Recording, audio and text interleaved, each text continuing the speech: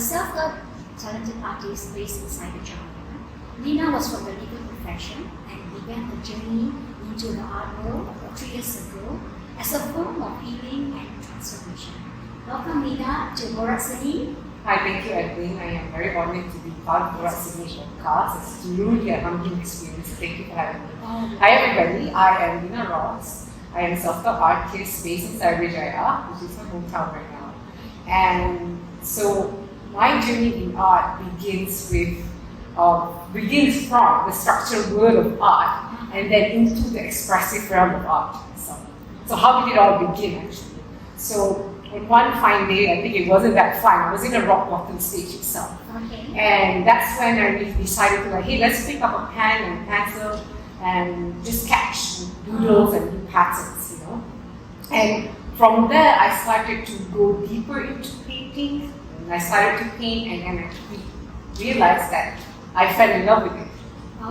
And that's when it started. And from where I began and now, it's like a journey on its own, of course. Yeah. So could you briefly explain about your artistic style? Okay. So for the most part, this question has been a daunting one. I think we all go through it. It's a challenging one. Yeah. But I noticed that over time, continuously what defines my work are, bold brush strokes, vibrant colors, everything that seems uneven, nothing soft. Because I think another part of myself, I'm not that. I might be shy or introverted, but in my painting, I'm loud. Oh, you're very expressive. Yes, they're very expressive. So animals actually for me carries that energy. Because I believe that, we are all, some part of us are animals too. But most of us don't want to be authentic in that sense. But animals, they are authentic at its most. So that gives me okay, this is my thing, but that's not for everyone, sure. So how do you get inspired creating your art? Okay. So where do you get an inspiration? I think this is one of the challenging thing that most artists go through. Yeah. I think for me, my first inspiration when it comes to doing art was pain. And I know that a lot of artists use pain as their inspiration as well. So going through a rock bottom moment at that time, and I lost my father actually at that time, so it was really painful for me. So it's something that had carried me and healed me. Art does that. It's a healing therapy. It's a healing therapeutic escape. So that was my inspiration. But coming now, I want to be able to use gratefulness as my source of inspiration. I think this is the second step of my stage. So yeah. How do you find your own style as an authentic expression of you? How do you find it? Okay. So for me, I would say don't go find your style. Let it find you.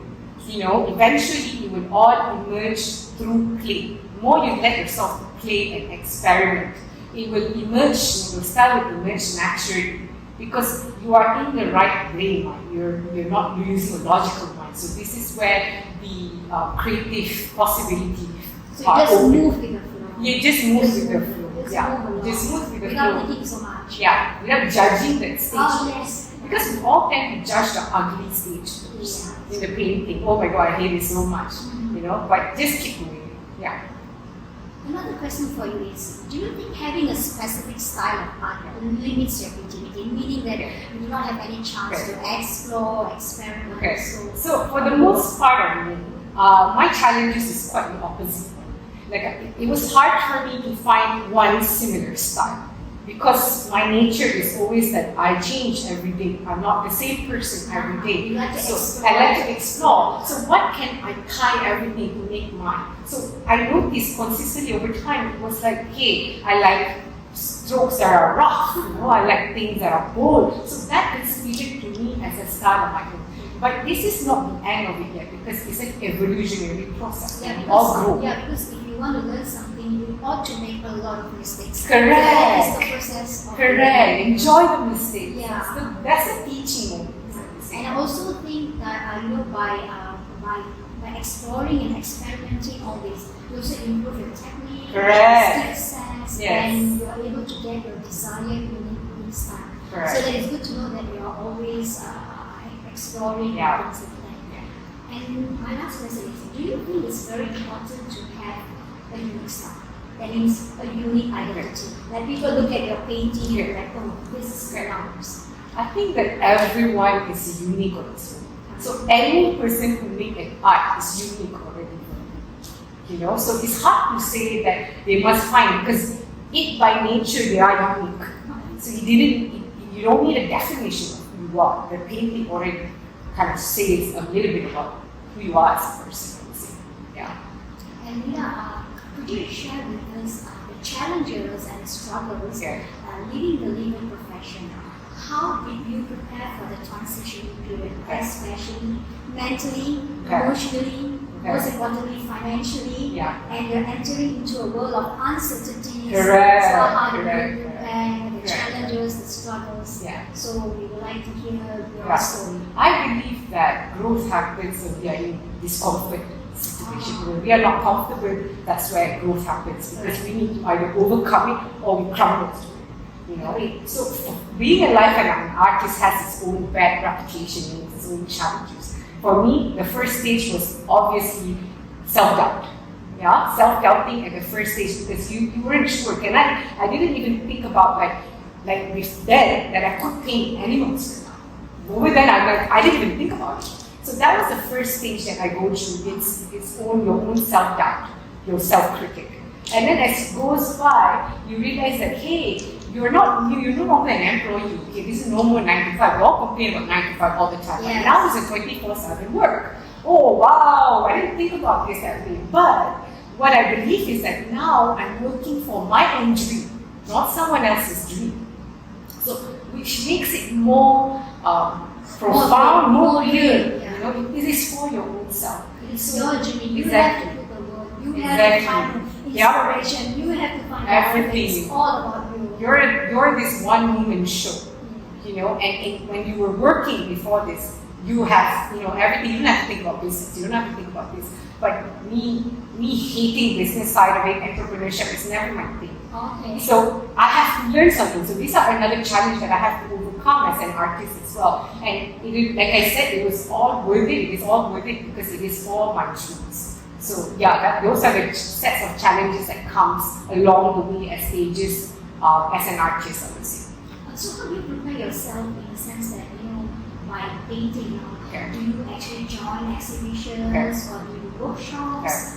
So how do you... Okay, so how I started my painting journey was actually through therapy, like I mentioned just now. Previously, I've done a few classes or workshops relating to its therapeutic arts. So that was my domain, but I didn't realize that I was hiding under that domain for the longest time. I was actually anti-artist. You were under the shell. Yeah, I was under the shell because, you know, when you are in the therapeutic business, there is no, you know, that kind of stuff. But then I realized, you know what, Lina?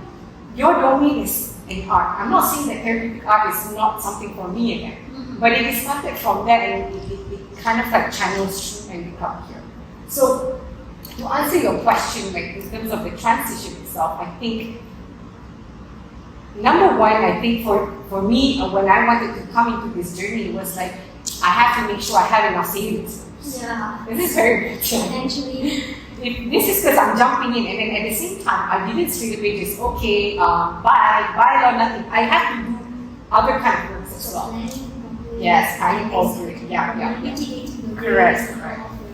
And since high school, I've been okay. So technically, I was a graphic designer. I started self-taught myself graphic designing. It's from high school. So when I transitioned, graphic designing has been one of the book that I have to do. Other than that, so it is more of a diversified work itself. I don't have like just one job and one job because that was my past. So you have a backup job. Yes, I have a different kind of things that would help. But my main thing that I want to make it like my forefront is definitely my paintings. And it is a journey. I'm not basically there in that sense, but it is an interesting and exciting path to go through. My journey, I think it's a very interesting path. Yeah. Because it is all about you exploring everything. Yeah. And then sometimes you don't even know certain things that you like doing. Yeah. Yes, it's like a big whole wide world out there. Yes.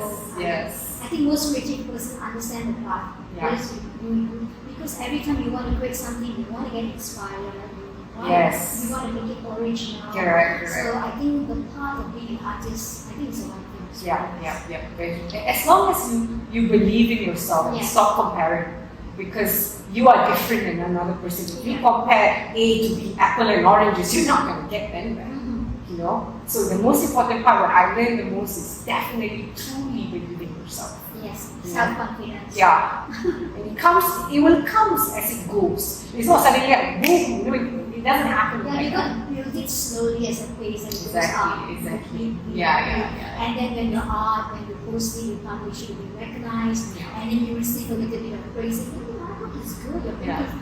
That gives you motivation to Yeah. go on. You know what? I'm going to be better. You know, Yeah. I'm going to learn better. And I think by being a self-taught artist, that we put in a lot of work because we Yes. want to learn everything, Correct. methods, Yes, techniques. yes. So I think that is a very profound journey. So, Lina, before we wrap up, could you share with us your future plans and Okay. projects if you have? Okay. So currently, my future plans are being made hush hush for now. But what I am learning, what I am learning more, I can share is that I'm learning oil painting now. Oh, that's great. And this is because I started with acrylic painting Yeah. and now I'm learning oil painting. These are two different spectrums. Yes, And then definitely. ends. So I'm learning so much about myself by just doing oil painting itself, you know. So and that's basically what I'm learning so far, and go through my socials and get updates from there to know more about where my progress is. I would say, yeah. So, Lina, it has been fantastic Yeah. having you in the podcast today. Thank you so I much. think your insights and experience are very valuable to us. Thank you so much, Adeline.